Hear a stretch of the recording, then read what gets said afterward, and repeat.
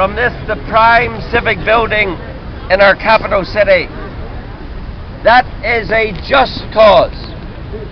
And yet arising out of it, we have seen some very unjust happenings. I refer in particular to events in the courts of this land, where last Friday we saw an example that typifies a problem. Two men from South Armagh appeared in court. One by the name of Sean Hughes, named some time ago by Peter Robinson before Sinn Féin were his partner as a notorious IRA leader. When in the House of Commons he recited the crimes for which he said Hughes was responsible. Hughes appeared in court, charged with terrorist offences, charged with membership of the IRA, and charged with inciting others to support an illegal organisation.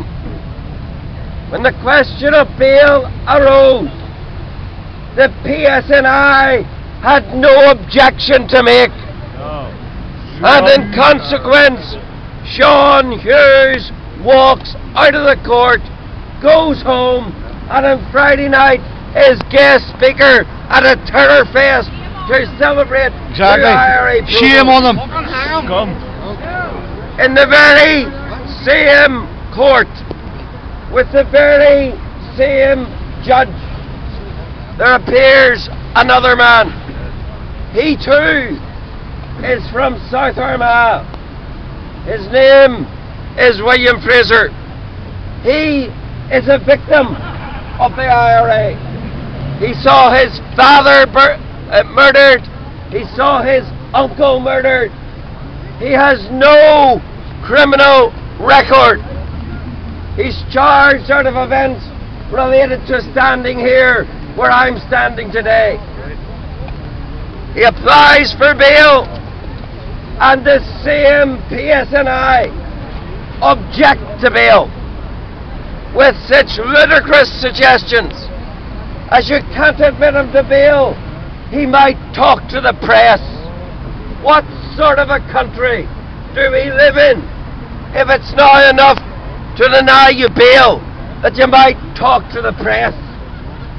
And so he is locked up while the IRA man goes home. That, ladies and gentlemen, is wrong. That shows political bias from the police, and that is not perception, that is reality. I've heard some politicians this week talk about perceptions. Well, of course they wouldn't know what the reality is because they've never been here or at any.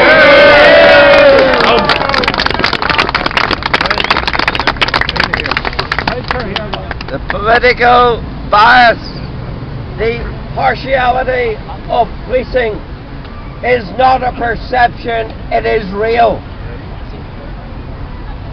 Monday afternoon, for what it's worth, I'm due to see the Chief Constable. I'll not be talking to him about perceptions, I'll be talking to him about realities.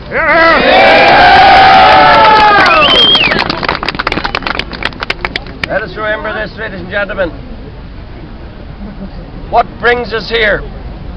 The tearing down of our flag. It was no random act in this City Hall. It is the natural outworking of the pernicious political process under which we are misgoverned, all of which flows from the Belfast Agreement. The Belfast Agreement that give us terrorists back in our streets, terrorists in our government, determinations of where you can walk, can't walk, what hymns you can play, what hymns you can't play, and now where you can fly your flag. All of that flows out of the Belfast Agreement, because it is the document, it is the system of government designed to edge us, to push us, to nudge us, to force us out of the United Kingdom and ultimately into a Northern Ireland. It's no surprise.